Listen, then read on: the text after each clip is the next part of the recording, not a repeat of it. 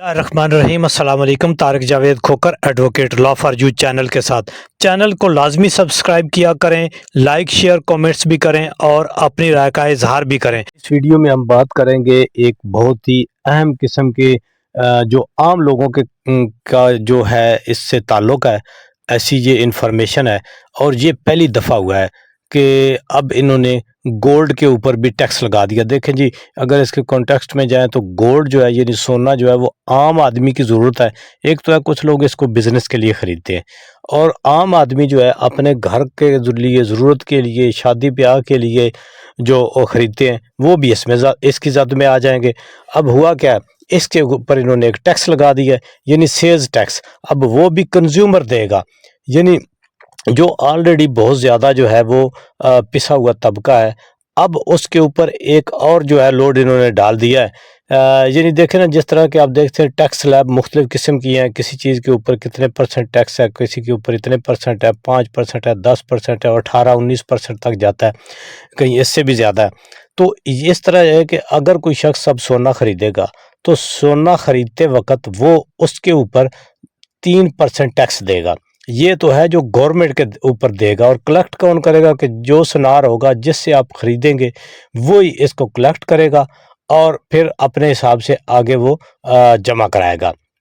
دیکھیں، اب جو عام کنزیومر ہے وہ تو پہلے ہی تمام مارکیٹس کے اوپر اس کا اعتماد اور ہر ادارے کے اوپر اس کا اعتماد نہیں ہے عام آدمی کا، لیکن سنار کے پاس کہا جاتا ہے کہ وہاں پہ بہت زیادہ لوگوں کے ساتھ جو ہے وہ فراڈ کیا جاتا ہے، یا ان کو جو ہے وہ پراپر جو کیرٹ کا وہ لے رہے ہوتے ہیں وہ ان کو گولڈ دیا نہیں جاتا، بہت زیادہ اوور چارجنگز بھی ہوتی ہے۔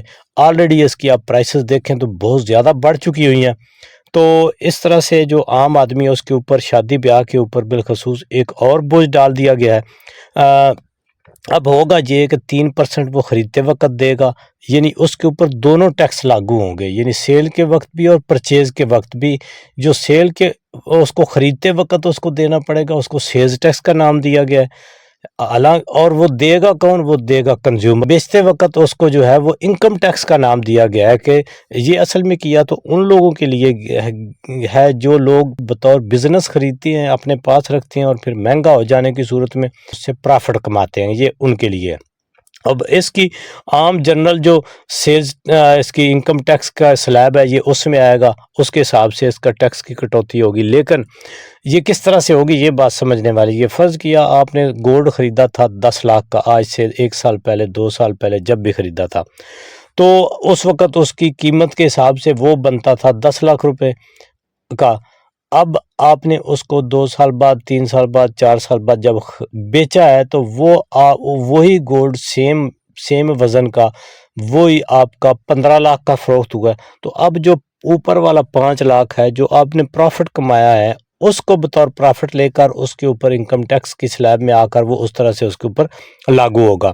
تو یہ ایک تو حکومت نے کیا تو یہ ہے کہ کیونکہ دیکھیں نا جی، ٹیکس کلیکشن تو ان کے لیے ایک مسئلہ ہے، کیونکہ بقول ان کے کہ حکومتی ذرائع کے مطابق بھی جو ہے ان کو باہر سے قرضے ری شیڈول کرانے کا مسئلہ ہے۔ آئی ایم ایف کا ان کے اوپر پریشر ہے، آئے دن آئی ایم ایف نئی شرائط لگا دیتا ہے، لیکن اس کے باوجود جو ہے جب ان کی اپنی عیاشیاں ہوتی ہیں، جب ان کے اپنے اخراجات کو اگر دیکھا جائے، اپنی ان کی کبھی یہ M N A M P As کی تنخواہیں، اوپر جو ادارے ڈائریکٹ ان کے کام آتے ہیں ان کی امارات اور تنخواہیں دیکھیں، ان کی گاڑیاں خریداری دیکھیں، تو اس سے لگتا ہے کہ یہ خود اپنی عیاشی